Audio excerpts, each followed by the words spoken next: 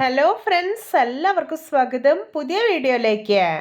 ഇന്ന് ഞാൻ വന്നിട്ടുള്ളത് നോൺ വെജ് ടേസ്റ്റിലുള്ള ഒരു വെജിറ്റബിൾ റെസിപ്പി ആയിട്ടാണ്. കണ്ടാൽ ചിക്കൻ ഫ്രൈ പോലെ തോന്നിക്കുന്ന നല്ല ക്രിസ്പിയും ടേസ്റ്റിയും ആയിട്ടുള്ള കോളിഫ്ലവർ ഫ്രൈ ആണ് കേട്ടോ ഇന്നിവിടെ ഉണ്ടാക്കാൻ പോകുന്നത്. വീഡിയോ കണ്ടിട്ട് ഇഷ്ടപ്പെടുവാണെങ്കിൽ ലൈക്ക് ചെയ്യുക, ഷെയർ ചെയ്യുക, കമൻറ്റ് ചെയ്യുക, ചാനൽ സബ്സ്ക്രൈബ് ചെയ്യാനും മറക്കരുത്. പിന്നെ ഫേസ്ബുക്കിലൂടെയാണ് വീഡിയോ കാണുന്നതെങ്കിൽ പേജ് ഫോളോ കൂടി ചെയ്യണേ. അപ്പോൾ നമുക്ക് നേരെ വീഡിയോയിലോട്ട് പോവാം. ഞാനിവിടെ ഒരു പാൻ അടുപ്പത്ത് വെച്ചിട്ടുണ്ട്, ഫ്ലെയിം ഓൺ ആക്കിയിട്ടില്ല. ഇനി ഇതിലോട്ട് ചെറുതായി മുറിച്ചെടുത്തിട്ടുള്ള കോളിഫ്ലവർ ഇട്ട് കൊടുക്കാം.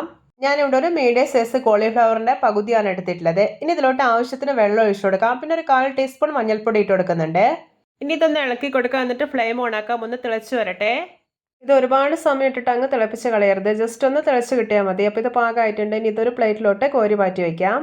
ഞാനിവിടെ ഒരു മിക്സറി ചെറിയ ജാർ എടുത്ത് വെച്ചിട്ടുണ്ട്. ഇതിലോട്ട് 3 പച്ചമുളക്, ഒരു കഷ്ണം ഇഞ്ചി, 10 അല്ലി വെളുത്തുള്ളി, കുറച്ച് കറിവേപ്പില ഇട്ട് കൊടുക്കാം. എന്നിട്ടൊന്ന് ക്രഷ് ചെയ്തെടുക്കാം. ഇപ്പോൾ ഇതാ ക്രഷ് ചെയ്തെടുത്തിട്ടുണ്ട്. ക്രഷ് ചെയ്തെടുത്തിട്ടുള്ള ഐറ്റംസ് എല്ലാം ഞാനൊരു ബൗളിലോട്ട് മാറ്റിയിട്ടുണ്ട്. ഇനി ഒരു സെയിം ജാറിലോട്ട് 4 ടേബിൾ സ്പൂൺ റവ ഇട്ട് കൊടുക്കാം. എന്നിട്ടൊന്ന് പൊടിച്ചെടുക്കാം.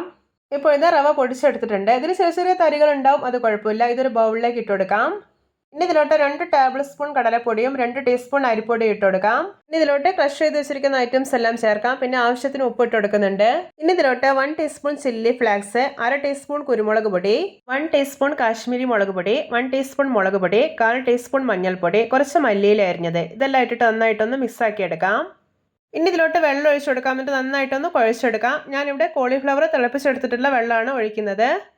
ഇപ്പോൾ ഇതാ മസാല കണ്ടോ, നല്ല കട്ടിയുള്ള ഒരു പാകത്തിലാണ് കിട്ടിയിട്ടുള്ളത്. ഈ ഒരു പാകത്തിൽ വേണം റെഡിയാക്കി എടുക്കാൻ. ഇനി ഇതിലോട്ട് കോളിഫ്ലവർ ഇട്ട് കൊടുക്കാം. എന്നിട്ട് ഇതിൽ ഈ മസാലയൊക്കെ പിടിക്കും ഇത് നന്നായിട്ടൊന്ന് കുഴച്ചെടുക്കാം.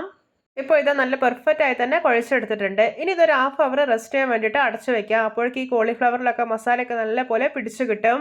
ഇപ്പോൾ ഇത് 1/2 അവർ ആയിട്ടുണ്ട്. ഇനി ഇത് ഫ്രൈ ചെയ്തെടുക്കാം. അതിനായിട്ട് ഞാനിവിടെ കടായിൽ എണ്ണ ഒഴിച്ച് ചൂടാക്കി എടുത്തിട്ടുണ്ട്. ഇനി ഇതിലോട്ട് കോളിഫ്ലവർ ഇട്ട് കൊടുക്കാം. ഇതൊരു മീഡിയം ഫ്ലെയിമിൽ വെച്ചിട്ട് ഫ്രൈ ചെയ്തെടുക്കണം. ഞാനിപ്പോൾ ഒരു പകുതി കോളിഫ്ലവർ എണ്ണയിലോട്ട് ഇട്ടെടുത്തിട്ടുണ്ട്. ഇനി ഇതൊന്ന് മൊരിഞ്ഞ് വരട്ടെ. ഇനി ഇത് തിരിച്ചും മറിച്ചും ഇട്ടിട്ട് ഫ്രൈ ചെയ്തെടുക്കാവുന്നതാണ്. ഇതിലോട്ട് കുറച്ച് കറിവേപ്പില കൂടി ഇട്ട് കൊടുക്കുന്നുണ്ട്. ഇപ്പോൾ ഇതാ 2 സൈഡ് നല്ല പെർഫെക്റ്റ് ആയി തന്നെ മൊരിഞ്ഞ് കിട്ടിയിട്ടുണ്ട്. അപ്പോൾ ഇത് പാകമായിട്ടുണ്ട്. ഇതിന് എണ്ണയിൽ നിന്ന് കോരി മാറ്റാം. ഇത് നമ്മുടെ രുചികരമായിട്ടുള്ള കോളിഫ്ലവർ ഫ്രൈ റെഡി. നോക്കിയേ, കാണുമ്പോൾ തന്നെ കൊതി വരുന്നില്ലേ? ഇതുപോലെ സെക്കൻഡ് ബാച്ചിലുള്ള കോളിഫ്ലവർ കൂടെ പൊരിച്ചെടുക്കാം. നിങ്ങളിത് കണ്ടോ, ഒട്ടും മസാലയൊന്നും പൊരിഞ്ഞു പോവാതെ എണ്ണ കുടിക്കാതെ എത്ര ക്രിസ്പി ആയിട്ടാണ് റെഡിയായി കിട്ടിയിട്ടുള്ളത്.